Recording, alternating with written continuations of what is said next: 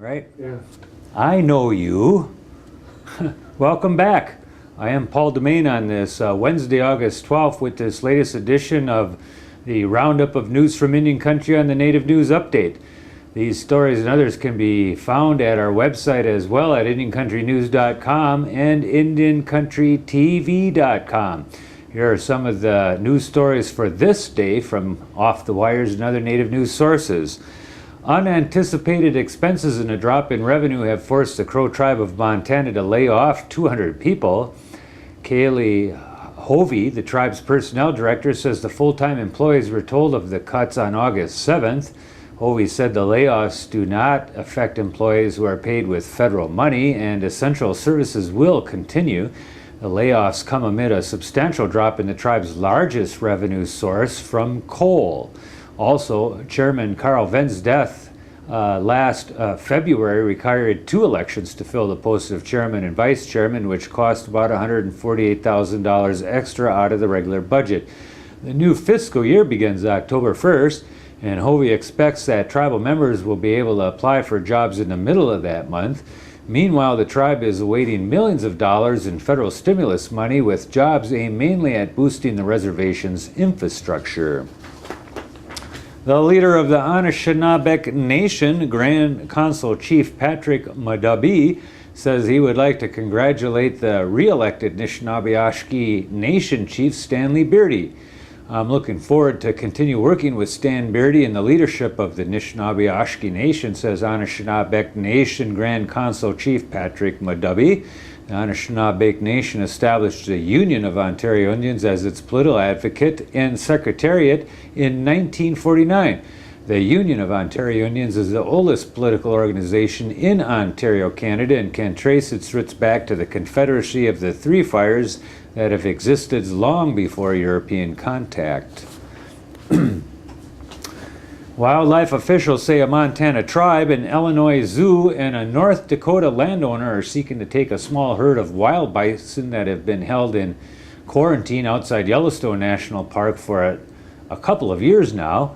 The animals were spared from a government program to capture and slaughter most bison leaving the park to prevent the spread of the animal disease brucellosis to cattle. Wildlife officials want to use the quarantine animals to seed stock to form a new bison herd in parts of the country where the animals once thrived. An earlier plan to transfer the animals to the northern Arapaho tribe in central Wyoming collapsed this spring when tribal members voted to keep the animals out. The approximately 4 dozen bison could be slaughtered if no home is found for them soon. A few Native Americans work in healthcare professions, and the Northern Michigan University officials at Marquette, Michigan say they hope a program they have will entice more Indian youth to consider careers in the field. The Upper Peninsula is launching the college prep medicine wheel by bringing groups of Native American high school students to the Marquette campus this fall, with each group staying for several days. According to the school, Native Americans are severely underrepresented in the healthcare profession.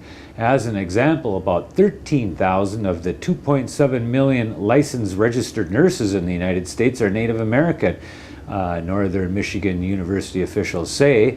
Dean Paul Lang said the program has the potential to significantly impact the perceptions, realities, and understanding that Native American high school students have regarding healthcare in the United States.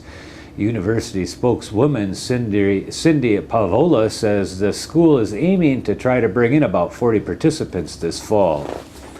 A Grand Canyon housing area for members of a tribe displaced by the national park is in desperate need of repair.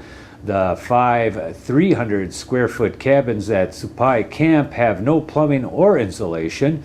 The floors are cracked, windows are broken, and the electric work dates to the 1930s when the cabins were built. The National Park Service considers them unsafe, unhealthy, and substandard. A Park Service proposal would use more than $1.5 million, a mix of stimulus funding and money generated from entry fees, to upgrade the cabins and build 6 new units at the canyon's south rim for use by the Havasupai tribe. The Havasupai Reservation lies deep in a gorge about 40 miles west of the national park and is accessible only by mule, foot, or helicopter. The 650-member tribe historically moved from below the canyon to the rim in a seasonally living pattern, occupying shacks and traditional brush structures. In the 1930s, the National Park Service relocated tribal members from the Grand Canyon Village and Indian Garden, about 4.5 miles down a popular trail on the south rim, to make way for the trails and a ranger station. The Park Service built a handful of small cabins for the Havasupai so that they could continue their living patterns and be closer to educational opportunities on top of the Grand Canyon Rim. Park Service plans for a tribal village with 36 total residential cabins, garages, and a school never came to fruition. The 5 cabins that remain are the only tribal housing available if the Havasupai people to the Havasupai people outside the reservation, said Evangeline Kassoon, housing director for the tribe. The original deed to Providence, Rhode Island, received by Roger Williams, has been moved to the state archives. Mayor David Sussolini said August 7th that the document from 1637, along with the original confirmation of house lots, was safely moved from the City Hall archives. The deed, which delineates the boundaries of Williams' settlement with members of the Narragansett tribe, remains the property of the city of Providence. Williams was a minister banished from the Massachusetts Bay Colony for his unorthodox religious views. He settled at the northern tip of Narragansett Bay, which he called Providence Plantations. Cicilline said the historic document is closely associated with establishing religious freedom and memorializes a significant moment in Native American and English colonial relations. Glacier County officials and leaders of the Blackfeet tribe of Montana say their new law enforcement pact sets a new standard for keeping the peace on and off the reservation. The parties signed an agreement during August that gives county law enforcement arrest powers on the reservation and tribal officers similar authority in Glacier County. Tribal attorney Sandra Watts said the pact is historic and goes beyond any other tribal law enforcement pact in the United States. Previously, county deputies could enforce state laws on non-Indians living on the reservation. That authority was revoked last year. Under the new deal, county deputies essentially become officers of the tribe when on the reservation, with authority to enforce state and tribal laws.